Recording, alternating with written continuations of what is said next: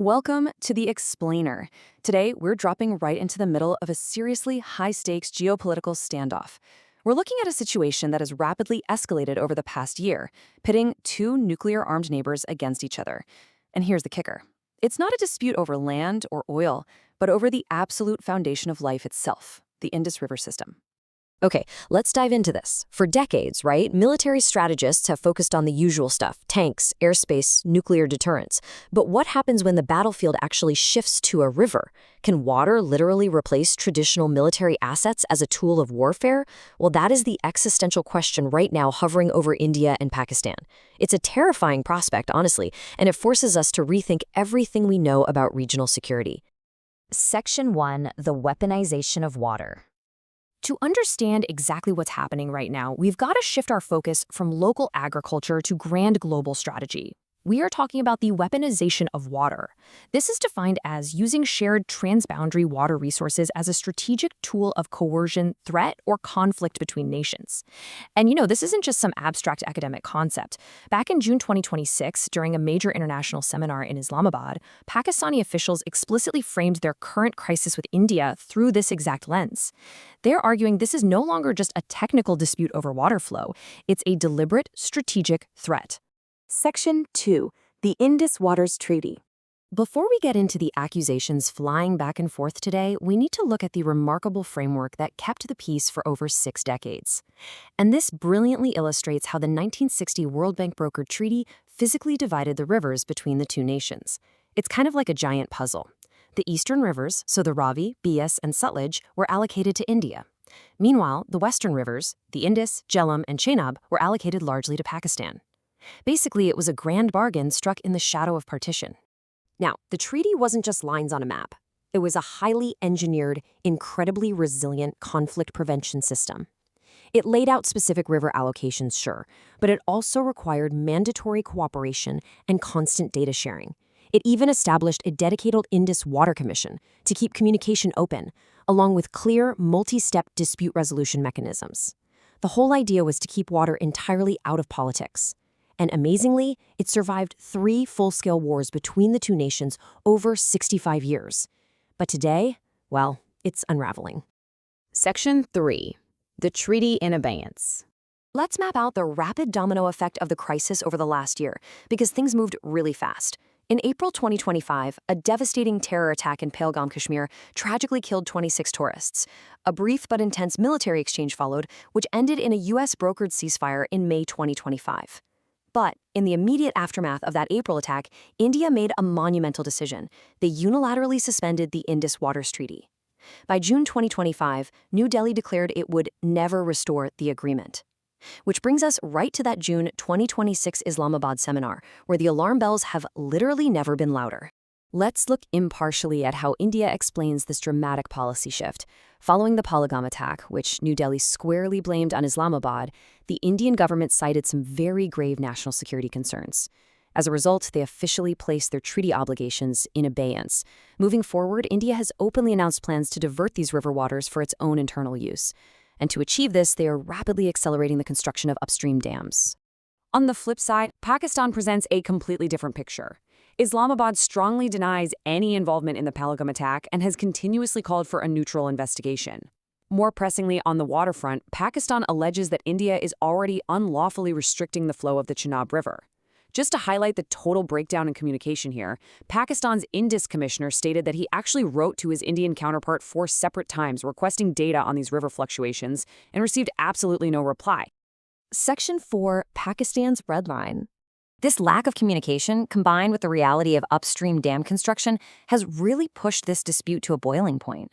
The rhetoric from Islamabad has adopted an unprecedented tone. Just take this quote from the recent Islamabad seminar. Dr. Musaddiq Malik, Pakistan's climate change minister, stated, "There is a tap being controlled by the prime minister of a neighboring country. We will cut off those hands that seek to claim Islamabad's water share." I mean, wow. This is incredibly intense language. It demonstrates the sheer severity of the warnings being issued by Pakistani leadership. They're clearly no longer viewing this as just a bureaucratic disagreement.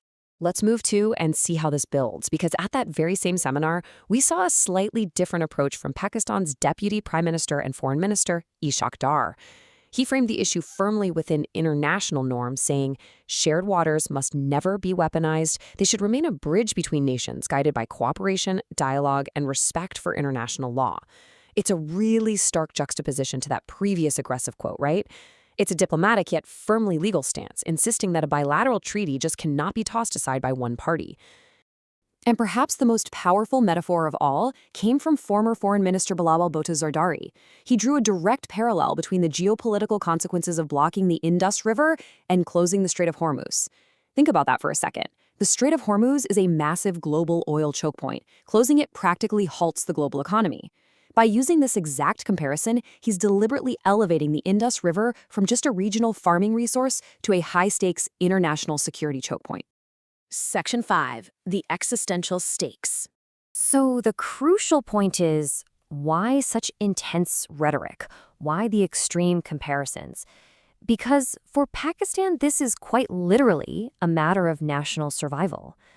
240 million, that is the population of Pakistan.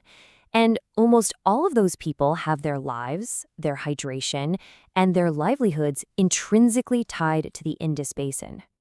To put that into an even sharper perspective, let's look at their agricultural reliance. A staggering 80% of Pakistan's arable land is entirely dependent on the waters flowing from these specific western rivers. Without it, the vast majority of the country's ability to grow food simply dries up. And breaking down the economic data shows us that restricting water isn't just an issue for farmers. It's an existential threat to the stability of the entire state. Agriculture makes up almost 25% of Pakistan's total GDP and accounts for roughly 33% of all employment in the country. If you cut off the water, you don't just lose crops. You face the immediate collapse of a quarter of the economy and the sudden unemployment of a third of the workforce. The ripple effects are massive. But let's pivot back to India's actions to see exactly why Pakistan is so alarmed right now. $4.9 billion, or roughly 41,000 crore rupees, is the immense amount of capital New Delhi has recently invested in diversion and storage infrastructure along these rivers. To put that into perspective, that's enough money to build several huge international airports. You don't find that kind of money on a temporary diplomatic bluff. This massive financial commitment proves that for India, suspending the treaty is a calculated long-term strategic shift. Section 6. Global Ripple Effects. Now, what's really interesting about this slide is how it connects the collapse of the treaty to the broader global picture. Why should someone sitting in Europe or the Americas or East Asia care about a river running between India and Pakistan? Because a localized dispute like this can erode the entire global rules-based order. First, if a treaty as ironclad as the Indus Waters Treaty can be unilaterally suspended, it sets a super dangerous precedent for international water law everywhere. It deeply challenges the World Bank's ability to actually enforce the agreements it brokers. Instantly, this increases the risk of conflict in other highly contested river basins, like the Nile in Africa or the Mekong in Asia. And most terrifyingly, by tying a resource required for daily human survival to national security disputes, it significantly lowers the threshold for conflict between two nuclear-armed states. Which leaves us with this final provocative thought. If the Indus Waters Treaty, something long hailed as the absolute gold standard of environmental diplomacy, collapses permanently, what happens to the rest of the world's shared rivers? When water can be turned into a weapon, peace becomes incredibly fragile.